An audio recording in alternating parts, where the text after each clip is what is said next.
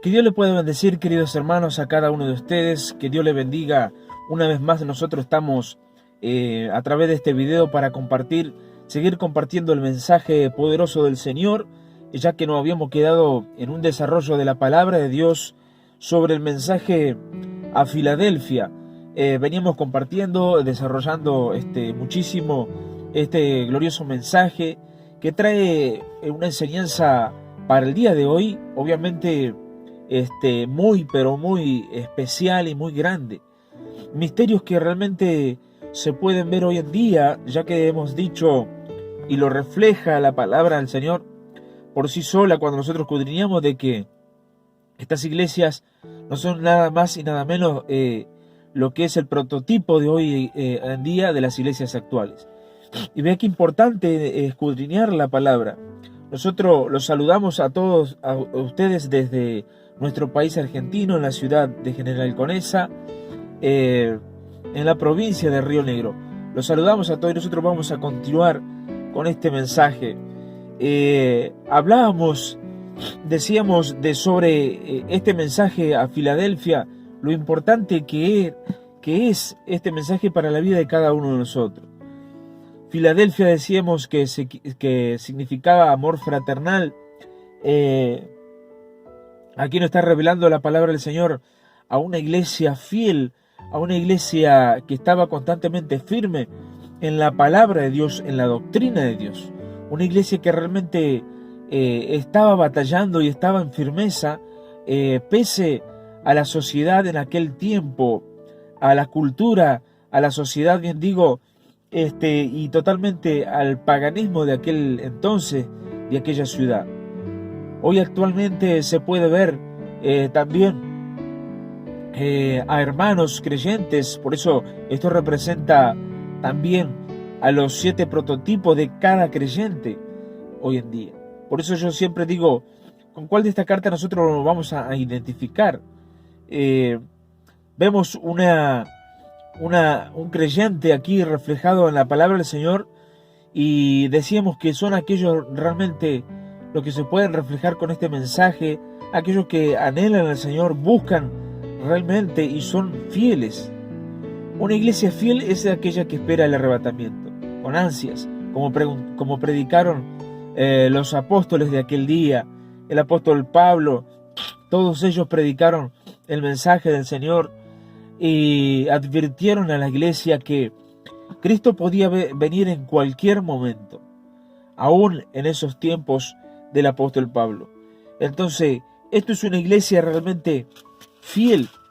Y vamos a leer, habíamos dicho de que a esta iglesia se le abría una puerta, como dice el versículo 8.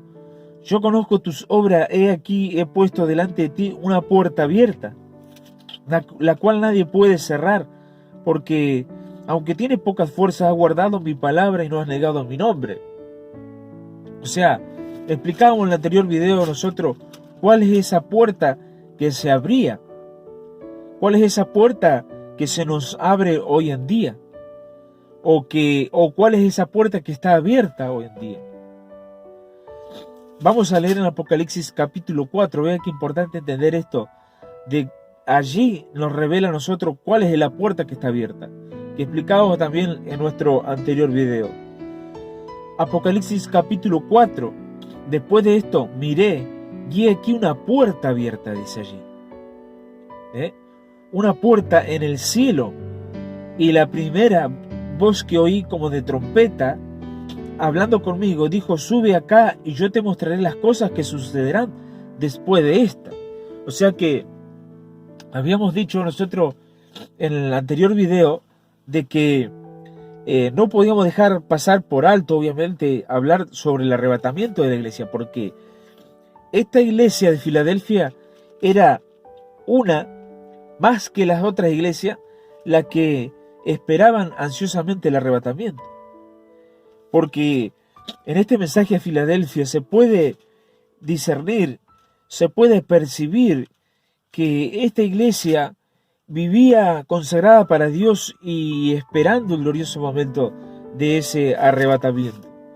Por eso, aquí en el capítulo 4 dice: después de esto miré y aquí una puerta abierta. ¿Pero dónde? En el cielo, dice.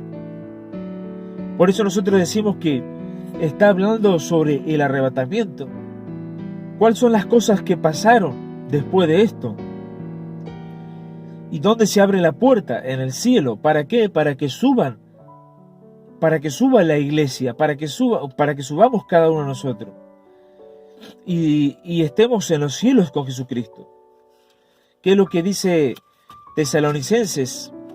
En el 1 de Tesalonicenses, en el capítulo 4, en el capítulo 4, bien digo, en el versículo 13, ¿qué es lo que explica la palabra del Señor allí? ¿Qué nos habla? Acerca de este misterio grande que se enseña y que es imposible de dejarlo, de decir, no como hoy en día que en algunas iglesias ya no lo predican. Ve qué importante es entender esto. Porque tampoco queremos, hermanos, que ignoréis acerca de los que duermen, para que no entristezcáis como los otros que no tienen esperanza, porque si creemos que Jesús murió y resucitó, así también, dice, traerá Dios con Jesús a los que durmieron en él. Por lo cual os decimos esto en palabra del Señor, que nosotros que vivimos, que habremos quedado hasta la venida del Señor, no precederemos a los que durmieron. ¿Por qué? Porque el Señor mismo, con voz de mando, con voz de arcángel y con trompeta de Dios, en esa final trompeta, la final trompeta esta se refiere al arrebatamiento. Dice allí: y con trompeta de Dios descenderá del cielo, dice, y los muertos en Cristo resucitarán primero. Luego nosotros, los que vivimos, lo que hayamos quedado, seremos arrebatados juntamente con ellos en las nubes para recibir al Señor en el aire, y así estaremos siempre con el Señor. O sea, mire lo que dice en Apocalipsis capítulo 4. Dice: después de esto miré y he aquí una puerta en el cielo, dice. Y la primera voz, dice, que voz que oí era como de trompeta, que hablaba conmigo. O sea, vea que si no está relacionado lo que vivía esperanzadamente esta iglesia, que era el arrebatamiento de la iglesia. Por eso dice aquí: yo he puesto delante de ti una puerta abierta, la cual nadie puede cerrar, porque el que tienes pocas fuerzas ha guardado mi palabra y no ha negado mi nombre. Vea qué interesante es mantenernos nosotros sobre la palabra del Señor. Sepan disculpar, quizás todavía estamos un poco congestionados en cuanto a esta alergia, pero alabamos al Señor de igual manera y hablamos de su palabra. Entonces, el versículo 9 dice: he aquí yo entrego de la sinagoga de Satanás a los que dicen ser judíos y no lo son, sino que mienten. He aquí yo haré que vengan y se postren a tus pies y reconozcan que yo te he amado. Estos judaizantes que había en aquel entonces, pero la Biblia aquí dice que esto eran personas que se hacían pasar por judíos porque dice que no lo eran. De igual manera vivían este tema grande, este problema, sobre el mensaje a Esmirna. Dice que allí también, en el versículo 8, el versículo 8 y 9, sobre el mensaje a Esmirna, habla sobre la blasfemia de los judíos, los que dicen ser judíos, dice, y no lo son, sino solamente son una sinagoga de Satanás. Entonces, lo mismo está aconteciendo en esta congregación. Dice en el versículo 9: he aquí yo entrego de la sinagoga de Satanás a los que dicen ser judíos y no lo son, sino que mienten. O sea que vean que la mentira y el engaño obviamente es un pecado gravísimo. No solamente usted se puede escandalizar o cree que el pecado más escandaloso puede ser un pecado moral. adulterio, fornicación, sino que la mentira y el engaño están de igual nivel que estos pecados. O sea, ve que no es para menos. Dice que allí decía, entrego a los que dicen ser judíos y no lo son, sino son simplemente una sinagoga de Satanás. Entonces, dice, yo haré que vengan a ti y se postren a tus pies y reconozcan que yo te he amado. Ahora vea algo interesante también en el versículo 10. Por cuanto has guardado la palabra de mi paciencia, yo también te guardaré de la hora de prueba que ha de venir sobre el mundo entero, para probar a los que moran sobre la tierra. Por eso nosotros explicábamos que esta iglesia, no había padecido las grandes persecuciones que había ocurrido en aquel entonces. Porque dice, por cuanto has guardado la palabra de mi paciencia, yo también te guardaré.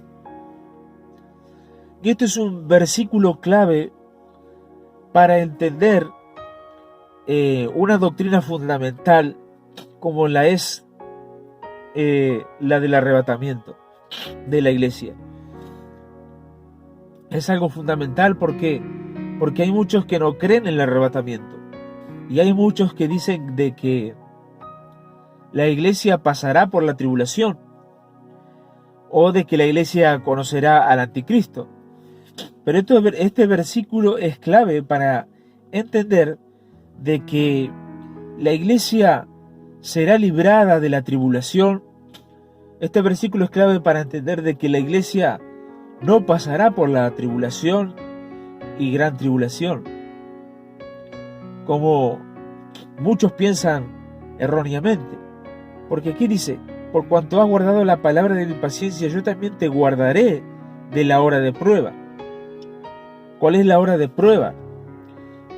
Tribulación significa angustia, tribulación significa un tiempo de angustia, un tiempo de prueba en este caso, se lo llama así, refiriéndose a la tribulación.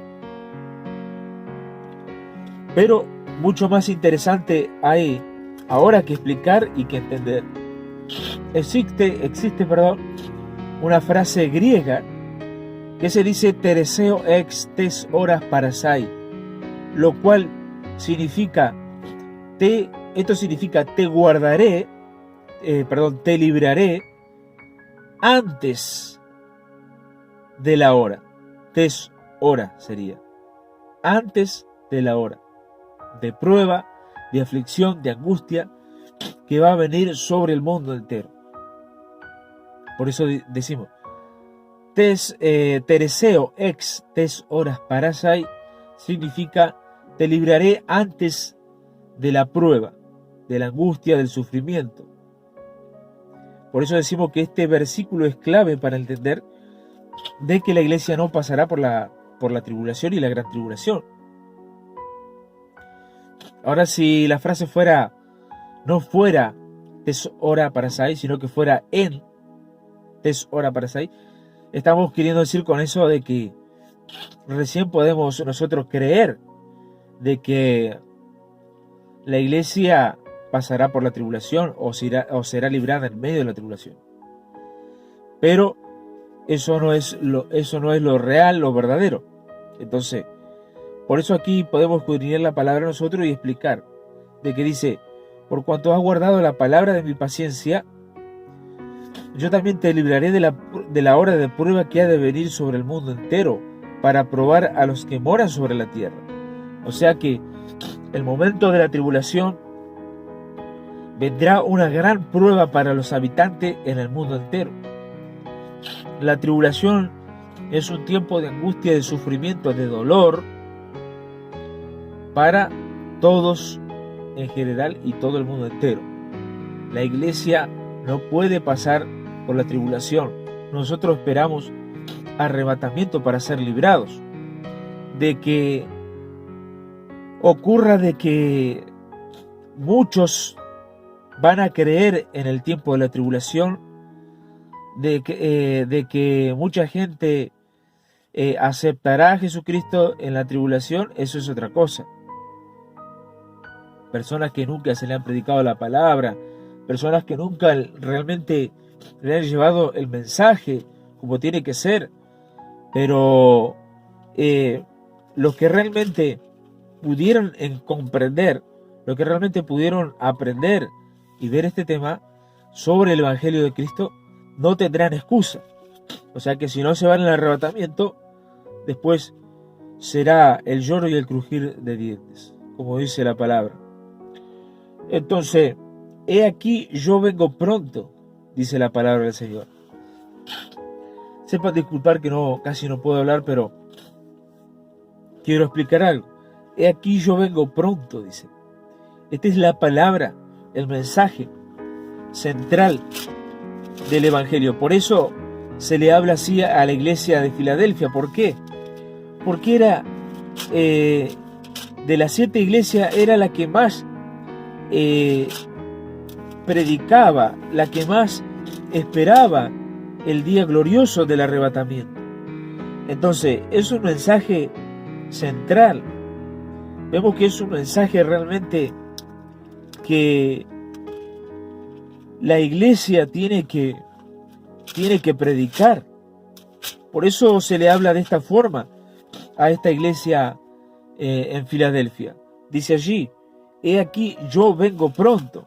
Y vea lo que dice la palabra de Dios sobre este poderoso mensaje. Apocalipsis capítulo 22, versículo 12. He aquí yo vengo pronto, dice. He aquí yo vengo pronto. Estas palabras son de Cristo. Y ahora nos dice a nosotros, a la iglesia, he aquí yo vengo pronto. Hay que estar velando, hay que estar orando, hay que estar preparado, hay que ser fieles como esta iglesia para esperar este glorioso momento. Muchos no creen en el arrebatamiento, pero bueno, cuando quieran creer va a ser demasiado tarde. He aquí, yo vengo pronto. Apocalipsis capítulo 22, versículo 12. Y mi galardón conmigo. O sea que Él trae recompensa para todos aquellos que el Señor va a llevar y lo va a reunir allí en los cielos.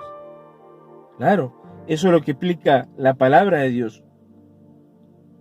He aquí yo vengo pronto y mi galardón conmigo para recompensar a cada uno según sea su obra. Vea qué interesante entender esto.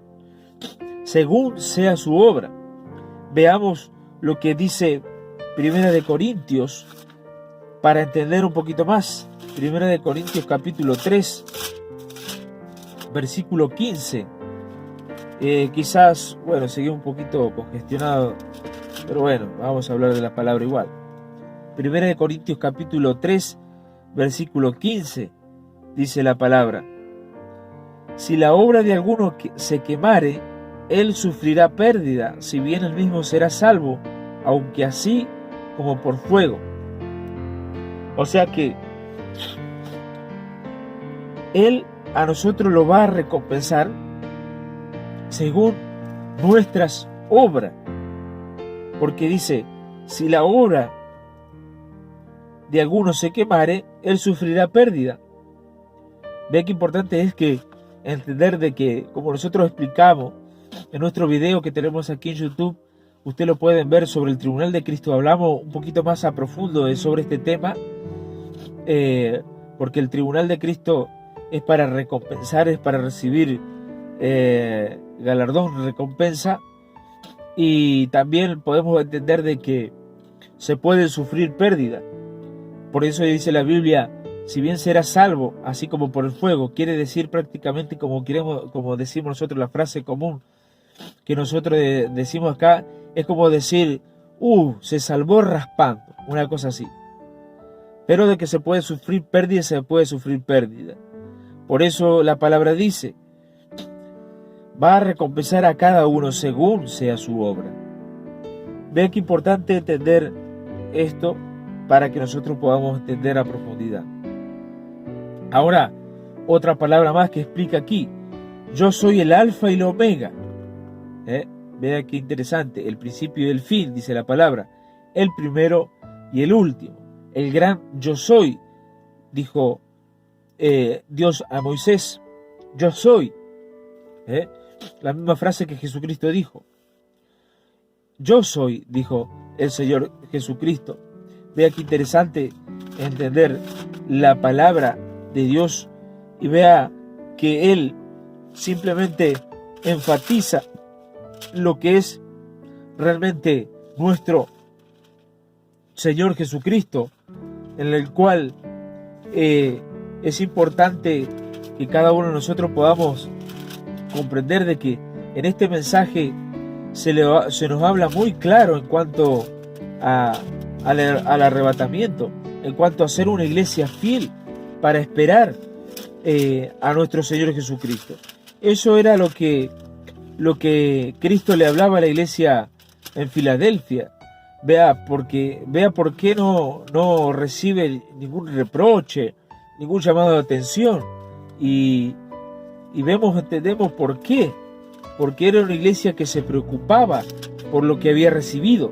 Por eso aquí la Biblia dice, donde estábamos leyendo en Apocalipsis capítulo 3, en el mensaje a Filadelfia, donde decía la palabra de Dios, el versículo 11, yo vengo pronto, retén lo que tienes, para que ninguno tome tu corona.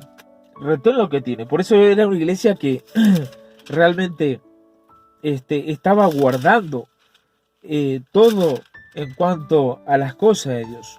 Estaba realmente en la iglesia preparada para realmente seguir adelante con lo que había recibido de parte de Dios. Por eso Cristo les exhorta de que ellos retengan lo que habían aprendido, retengan realmente la enseñanza de la palabra del Señor. Vean qué importante entender este mensaje poderoso. He aquí el versículo 12, versículo 11, perdón. He aquí yo vengo pronto, retén lo que tienes para que ninguno tome tu corona. O sea que nosotros vamos a recibir una corona, como dijo el apóstol Pablo, incorruptible. Aquellos que se preparan para correr una carrera en los estadios, para ser recompensados por una corona corruptible, cuanto más nosotros que vamos a ser coronados, vamos a recibir una corona incorruptible. ¿Qué mayor recompensa que eso? Por eso vea que la similitud, ¿cómo podemos explicar? Vea que esta ciudad estaba perdida en una práctica abominable en el cual ellos rendían culto al dios del vino en sus borracheras. Todos ellos llevaban una corona de laureles. Y aquí Cristo le exhorta a la iglesia que retenga lo que tienen ellos, para que ninguno tomen sus coronas. Es decir, los hijos de Dios, y podemos decir los hijos del diablo en aquel entonces, los hijos de Dios tienen una corona, y mientras que en esa práctica pagana al dios de la borrachera, ellos usaban corona. Vea qué similitud podemos entender de que Cristo le habla de esta forma a la iglesia para que ellos entiendan de que las cosas que practicaban allí sobre ese rito pagano, en lo cual se usaba en honor a sus dioses esa corona de laurel, vea la similitud con los creyentes, en lo cual nosotros también tenemos una corona que recibir. Ahora vea que el honor también lo vamos a recibir nosotros los creyentes allí en los cielos. ¿Por qué? Porque vamos a ser coronados. Vea qué impresionante entender este mensaje. Vea que es algo muy importante entender este poderoso mensaje y realmente entenderlo para que cada uno de nosotros podamos siempre estar preparado en cuanto a las cosas de Dios. El versículo 12 decía, al que venciere, yo le haré columna en el templo de mi Dios, y nunca más saldrá de allí, y escribiré sobre él el nombre de mi Dios. Al que venciere, yo le haré columna en el templo de mi Dios. Qué impresionante, qué tremendo.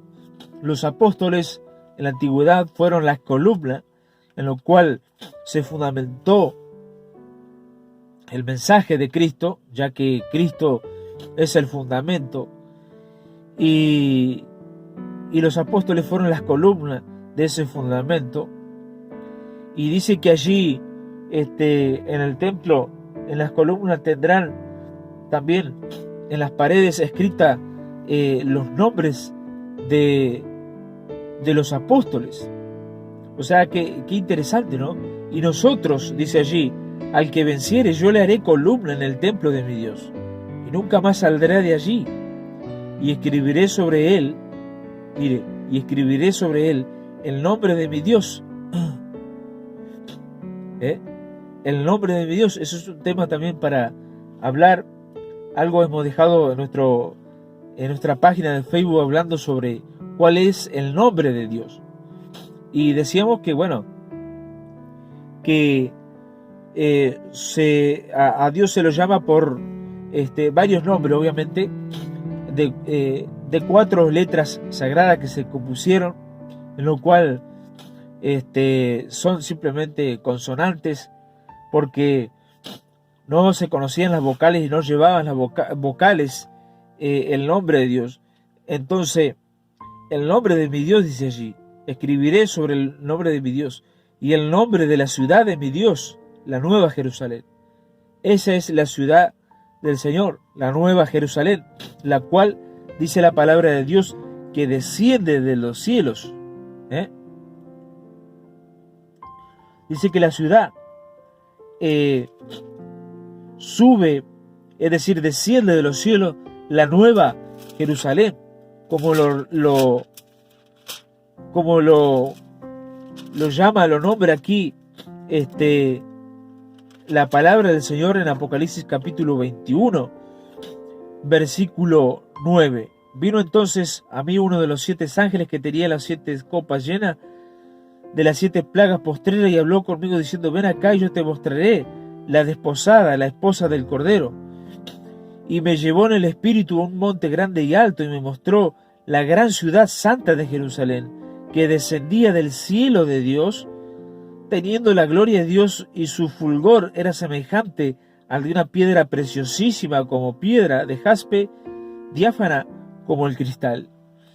Esa es la ciudad de nuestro Dios, la ciudad celestial, la Nueva Jerusalén, la nueva ciudad. Entonces, vea qué importante entender este mensaje.